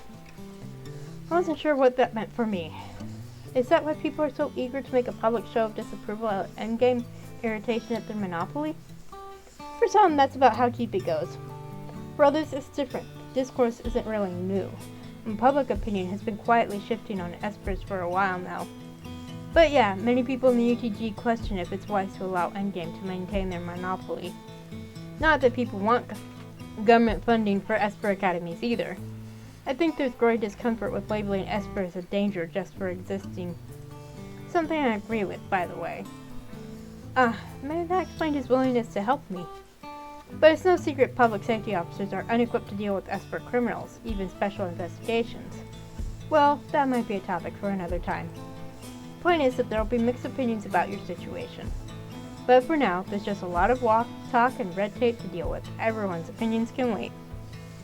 Bill said there's talk about censoring Endgame over terrorizing a new Albion citizen. Endgame hasn't even made a statement yet. That's probably an indication how cautious they're being. I doubt you're the first person they've done this to, but I imagine you threw them for a loop with that teleporting trick. You're lucky you were able to mimic it.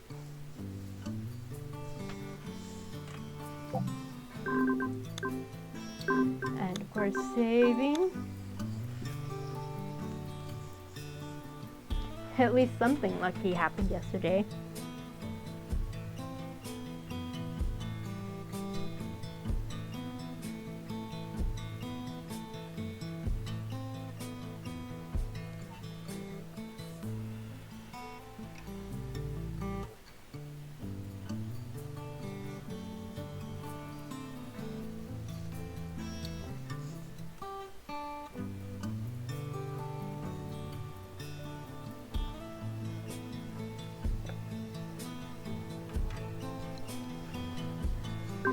If I was lucky, I wouldn't be an Esper at all.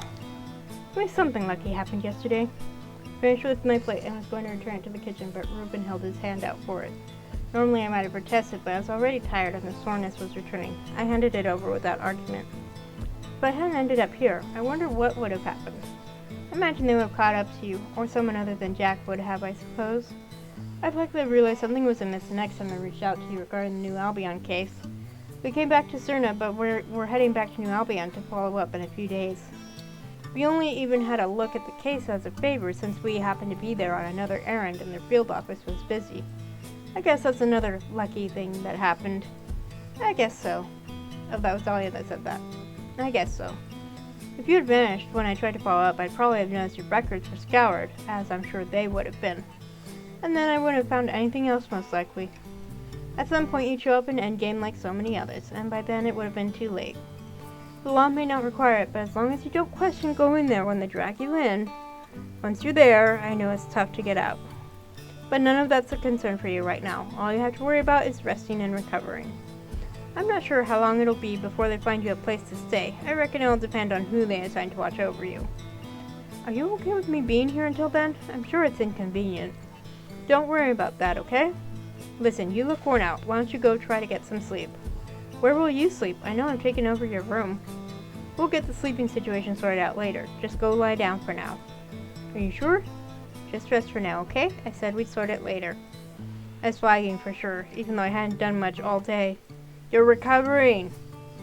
So I didn't argue further and instead made my way to the bedroom and flopped on the bed. There was so much to consider, so much to take in and sort through.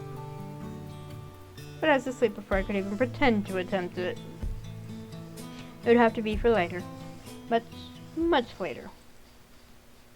Chapter 2. Okay. Definitely don't have time for another chapter. Begin at the beginning. Okay, back to main menu. Okay, so we have one picture for Ari, nothing for Kesa, one for Caleb. That's because of one of the options I poked at. Nothing for Jack. We haven't even met Lance or Magnus or Quill or you. So just one picture for the MC. But we still just have the one picture for Rueben. And he's pretty. So handsome. Okay, so let's look at the flowcharts. Chapter 1, Chapter 2, Chapter 3, Chapter 4. Nothing for the endgame or Crimson interludes, because we didn't go that route, so nothing for these ones. So we go over to Rueben, and look, we have Chapter 1 all taken care of.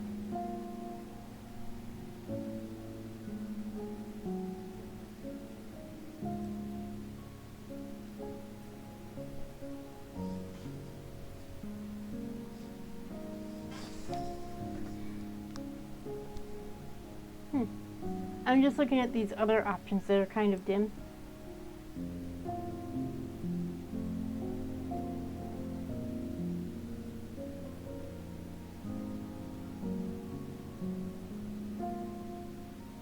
Okay.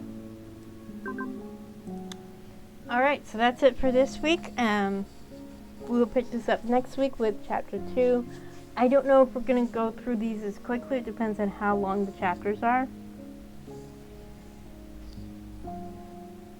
But this is definitely interesting. I like the idea that we went a completely different direction.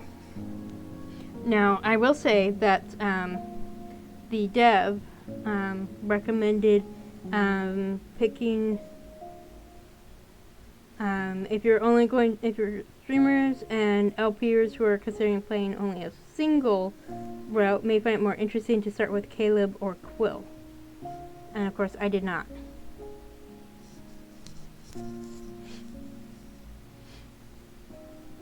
So, this is Caleb, and he actually kind of looks like Phil. So, this is Quill. So, interesting. So, let's see. Here's the profile for Rueben. Rueben Kellner. His age is 43.5, but 29 Earth years, so not quite 30 and kind of what we think about. So he's a pseudo Esper. His faction is UTPOL. Friendly and earnest, Rueben is a dutiful member of the UTPOL, an international police organization. Though unlikely to develop psi abilities, being a pseudo-Esper gave Rueben an early interest in Espers. He believes they need some regulation, but has never agreed with the way Endgame handles them. Not particularly fond of Endgame, Rueben has had run-ins with his agents during the course of his work, which often involves investigating Esper-related crimes. So pseudo-Espers. Glossary. Here we go. Pseudo-Espers. An individual whose psi ability is right at the top of the planetary standard and verging on crossing over into the range considered normal for low-level Espers. So, he could have been recruited. Pseudo-Espers do not have overt abilities, but often have very good gut instincts, or even have mild premonitions in the form of bad feelings and the like. Pseudo-Espers have been known to power search their way to the infantry category, particularly if they are only a few tenths of a point away from it anyway, but this effect isn't always permanent. Some refer to them as P-class Espers. So, there's that. Oh, you know what? I just noticed there's back to index. Huh! That would help.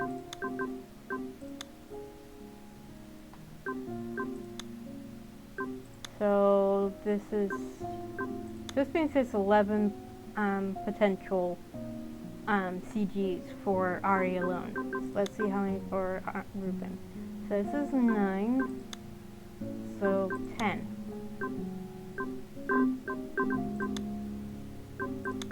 So flowchart. Makes sense that there isn't really an indexing because we can just change this way.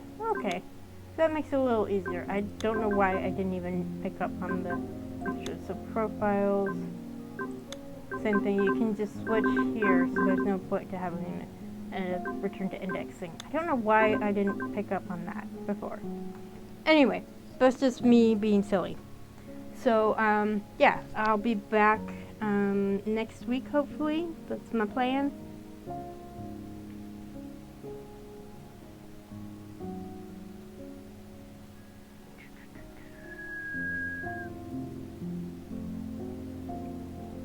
I'm just trying to get back to where I was in the guide because I went back up.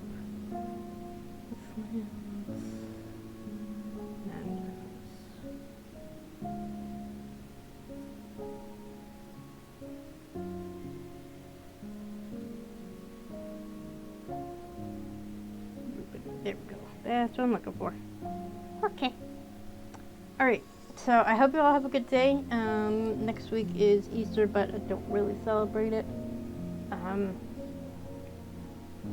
I mean, the most that happened is I would go to church service for my mom, but kind of the way things have been, it's not an issue anymore.